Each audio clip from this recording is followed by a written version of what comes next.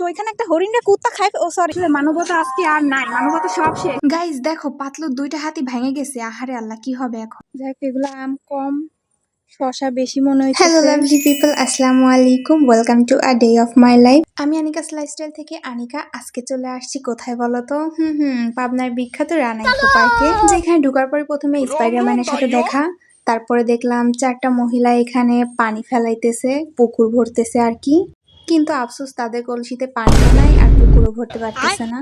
তারপরেই দেখলাম এই সুন্দর গাছটা, যেটা দেখার পর তো মনটা একদম খুশি হয়ে গেল। এত সুন্দর লাগতেছিল গাছটা, কি বলবো, ভিডিওতে যতটা দেখাইছে তার থেকেও বেশি সুন্দর লাগতেছিল অরিজিনালে। তারপরে চোখে পড়লো একটা দৃশ্য, যেখানে কিনা আম গাছ আছে, যেখানে অনেক আম ধরে আছে, 2টা ঘর আছে, একটা চুলা আছে, একটা মহিলা সেইখানে রান্না করতেছে। তারপরে দেখলাম এখানে 2টা ডাব গাছ আছে, একটা ডাব গাছে 3টা আম ধরে আছে, ও না মানে হাঁস ধরে আছে, না মানে 3টা ডাব ধরে আছে, 3টা হাঁস আছে, আর একটা বড় লাল কালার সূর্য আছে। তারপর চোখে পড়লো আমার অনেকগুলো আম গাছ, যেখান থেকে একটা আম গাছ থেকে আম নিয়ে আমি মুখে নিলাম, আবার রেখে দিলাম। এই যে লম্বা লম্বা আম, এগুলা কি আম আমি জানি না। যাই হোক, এগুলো আম কম, শশা বেশি মনে তো হইতেছে। তারপরে চোখে পড়লো আমার অনেক লম্বা একটা বাঘ, যে বাঘের দাঁতগুলো কিন্তু খুবই সুন্দর ছিল, একদম ভয়ঙ্কর। তারপরে আমাদের চোখে পড়ে 2টা বক পাখি, যেটা কিনা একটা বক পাখির মুখে একটা মাছ ছিল, যেই মাছটা হয়তো ওই সামনের খালটা থেকে ধরছে, শুকনা খাল থেকে। এরপরে এখানে দেখলাম বাচ্চাদের কতগুলা গাড়ি, যেগুলো কিনা তেল শেষ হয়ে গেছে, এই জন্য লাইনে দাঁড়াই আছে। তারপরে আমার চোখে পড়ে সুন্দর ফুলের বাগান, যেখানে কিনা নানান ধরনের ফুল ছিল, সাদা ফুল, গোলাপি ফুল, বেগুনি ফুল, খুব সুন্দর লাগছিল। এরপরে দেখলাম বিশাল একটা ভলকানো। এই জন্যই তো বলি পাবনাতে এত গরম কেন, এই ভলকানো থেকে আগুন বের হয়, যেটার কারণে পাবনা এত গরম হয়ে থাকে। যাই হোক, তারপরে দেখলাম এখানে একটা হেলিকপ্টার, যেটা কিনা পড়ে আছে, কারণ বেচারা হেলিকপ্টারে তেল নাই। এটা কিন্তু হেলিকপ্টার মিলন না, এটা একটা রিয়েল হেলিকপ্টার। তেল থাকলে আমি অবশ্যই তোমাদেরকে চালাই দেখাইতাম। পরে আমার চোখে পড়ে খুবই অভাবী একটা মারমেড। ভাই দেখো, একটু পানিও নাই, বেচারা মারমেডটা এখানে ডাঙায় আসে বসে রয়েছে কত কষ্টে। তারপরে দেখলাম এখানে খুবই সুন্দর কাশফুলের বাগান।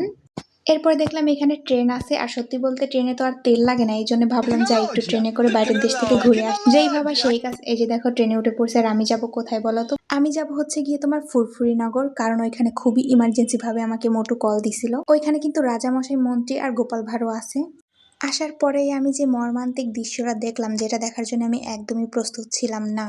এর লাইট আমি কি দেখলাম, আমি তো নিজের চোখে বিশ্বাস করতে পারতেছি না। পাত্র তো 2টা হাতই ভেঙে গেছে, বেচারা এমনিতেই চিকন, খাওয়া দাওয়া করে না, এরপর আর 2টা হাত ভেঙে গেছে।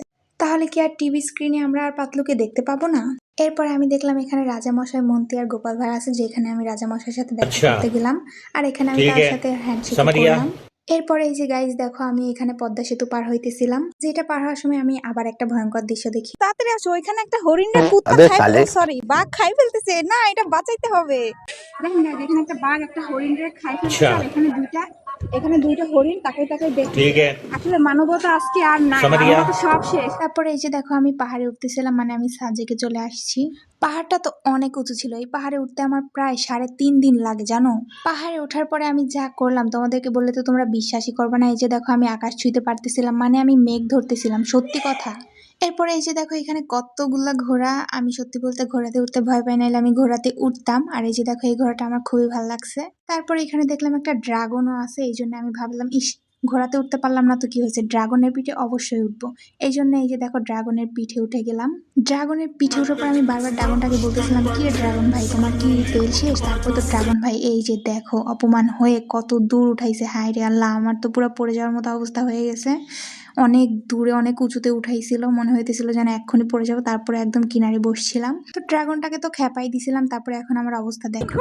কত উপরে উঠাইছে, কত উপরে উঠাইছে। তো যারা লাস্ট পর্যন্ত ভিডিওটা দেখছো, তারা একটা কমেন্ট করে যাও ভিডিওটা তোমাদের কাছে কেমন লাগছে। আর যারা পেজটা এখনো ফলো দাওনি, তারা এখনই পেজটা ফলো করে দাও। বাই বাই, আল্লাহ হাফেজ।